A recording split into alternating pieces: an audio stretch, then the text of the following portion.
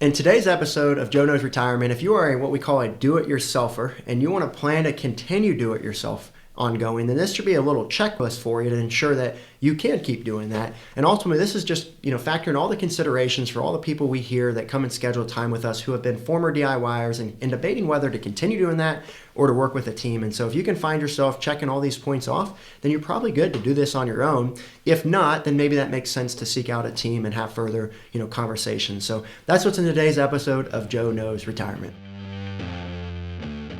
Joe knows taxes. Joe knows the market. Joe knows Social Security. Joe knows income planning. Joe knows pickleball? No. This is Joe Knows Retirement. So my name is Joe Schmitz. I'm the CEO and founder of Peak Retirement Planning. We're based in Columbus, Ohio, and work with clients all across the country. And we have a big team to support, a lot of the work that we do here. And so, most of the people that watch this video, this channel is all about those what we call Midwestern millionaires.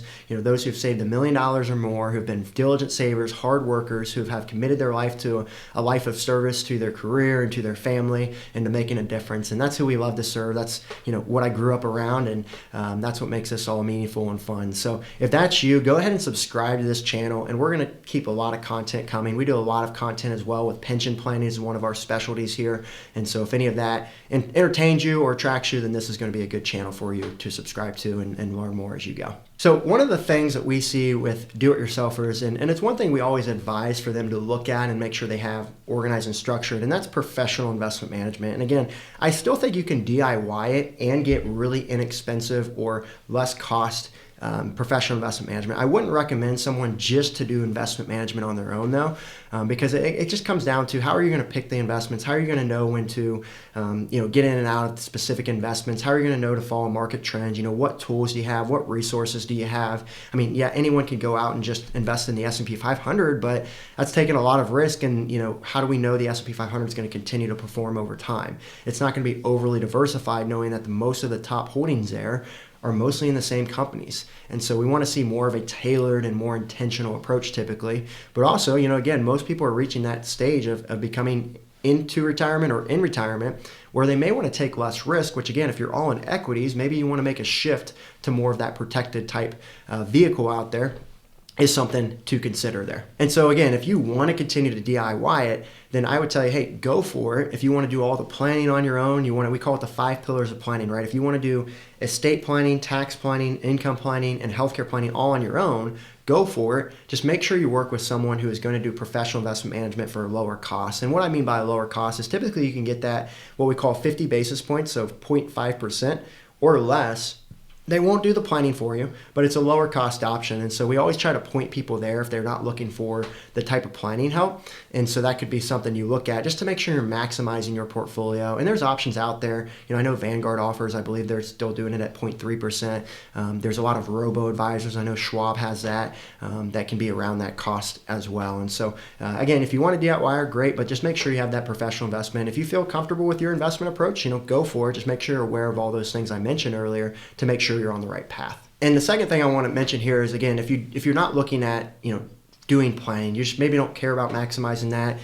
Maybe it's just not important to you. So again, if you're not worried about those other 4 pillars I talked about, then maybe it's just not worthwhile to seek out that help of an advisor team. If you just don't want to spend the time or you don't want to take the effort, whatever that may be. But again, why pay a fee if you're not going to take advantage of that? And a third one, we get a lot of why these DIYers come work with us is because they want to make sure their spouse is taken care of. So maybe both you and your spouse are both DIYers and you love doing it together. And maybe if one passes, the other feels confident in their financial planning to ensure that they don't miss anything ongoing. The one thing I would be aware of is, if you don't have each other to bounce things off of, is that going to be a weakness for you? It's just a consideration. But if that's not a concern, then again, you probably aren't going to need to worry about an advisor. If you just want to do it on your own and you feel confident enough that either one of you can do it. And I'm just speaking on behalf of what other clients tell us of, they work with us, they're extreme DIYers, but they want to make sure their spouse is taken care of. So if that's not a concern, then you're probably good to go. The fourth reason here why you may not want to work with an advisor team is if you have the tax planning capability. And so tax planning is a very broad and vast conversation. It's a lot more than just, Roth conversions and Social Security tax and Medicare premiums and RMDs and tax efficient income planning and the widow's penalty and planning for that and planning for, legacy planning for the kids when you pass away. I mean, there's so many things that play a part here. But if all those things I said, you go, yep, I've already got a plan for it, I already understand how all that works together, then you've got a great start on the foundation of tax planning. And if some of that's foreign language or you're saying, hey, I'm not sure I'm doing that, then that's where it could make sense to work with a team. If that's what you're looking for there. And there's even a step above that too, so you can know a lot about those terms, but the other thing to consider is, do you have the right software to bring all of that together? So, it's even hard to find it, in our opinion, to find the tax planning software on the marketplace that really helps people achieve their goals, even something as simple as a Roth conversion strategy, because you have to understand, when we decide how much to Roth convert for our clients, it's not just a Roth conversion question, it is what's the impact of Social Security taxes? If we convert it now, we're going to have to pay more for Social Security taxes. And is that going to be worthwhile? Because what's the value we're going to get in 10 years? Is it going to allow us our Social Security to be tax-free at that point or less taxable? And so you have to factor all these decisions based on the future now and where things are going to look. And so that's one consideration there. But also look at like Medicare premiums, right?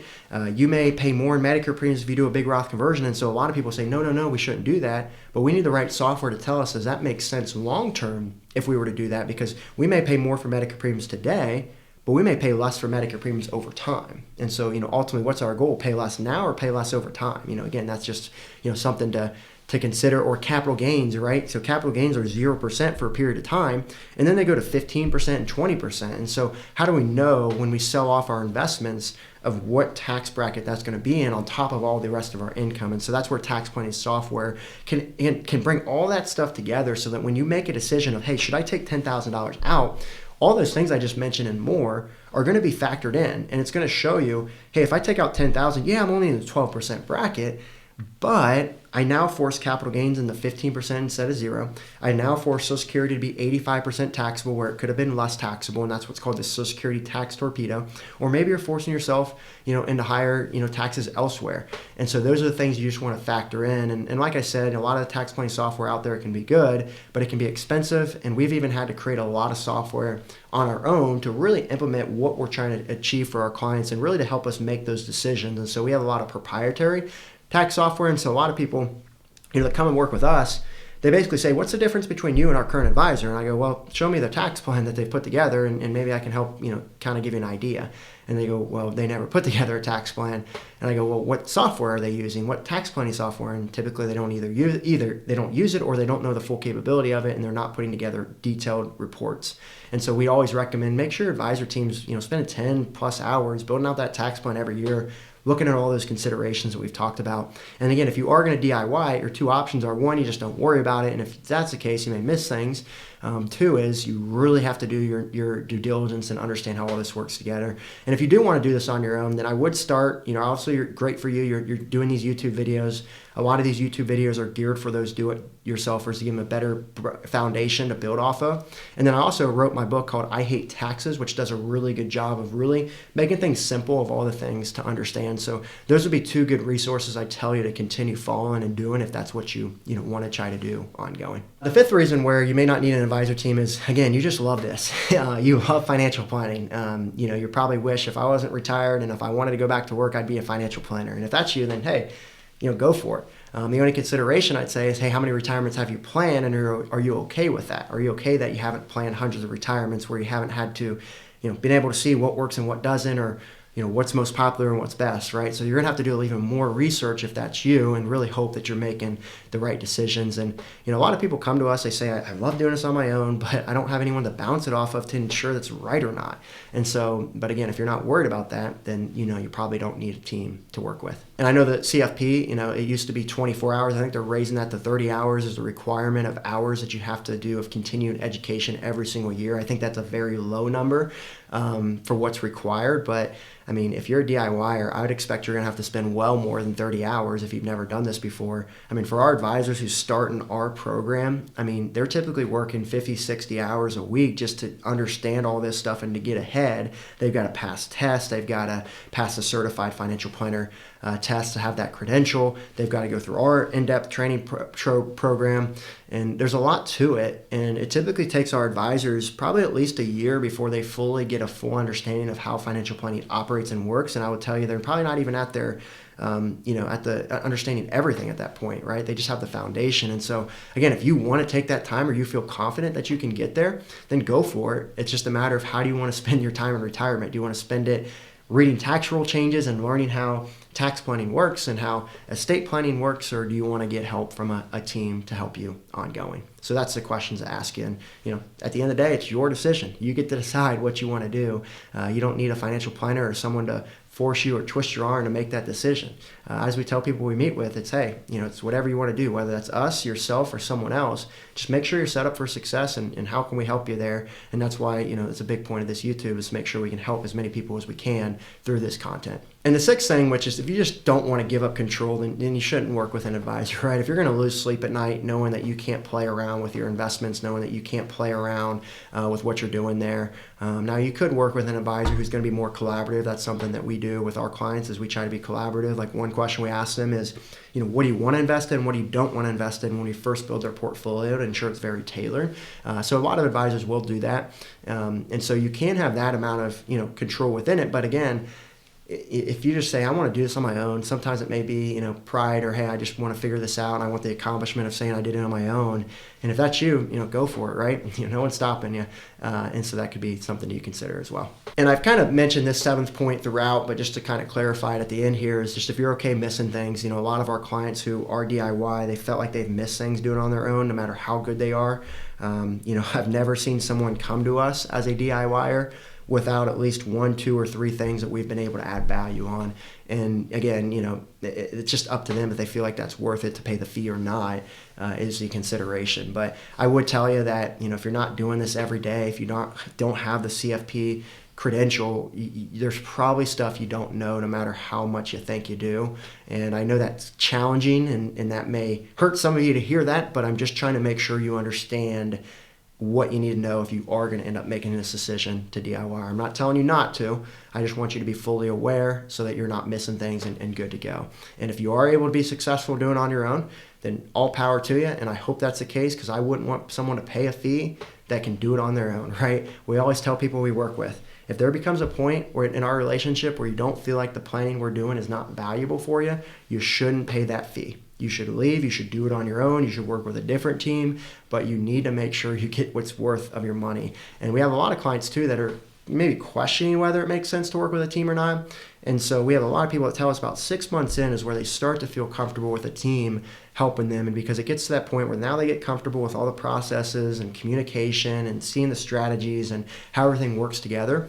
And it may take that long for someone who's a DIYer to fully feel comfortable, or maybe they won't feel comfortable at that point, but at least gives you an opportunity to see how it works. And there's financial planning firms out there that don't charge an upfront fee. That's something that's very important to us, to ensure that you are getting all of that you're looking for there. So again, those are the considerations. And so hopefully this video did one of 2 things for you. Maybe it's one, it's making you more convicted and confident that you can do this on your own, if all of those items are not concerns to you. And if so, then I'm glad that could give you some more clarity and maybe help you sleep a little better at night, knowing what you need to look for and look to do as you make those decisions. Because I know a lot of people just say, you don't know what you don't know, right? And that's what I love about people being able to watch this content, is it can bring more perspective to their eyes there. And if you are saying, hey, I don't know if I want to keep doing this, and you want to explore working with a team like ours, and you can schedule a time with us in the description below, and we'll schedule a 15-minute call to see if we could be a good fit. You'll fill out some questionnaire items.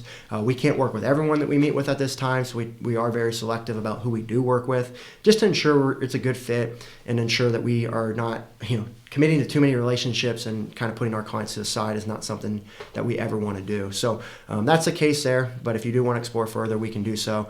And hopefully enjoyed this episode of Joe Knows Retirement, and we'll see you on the next one.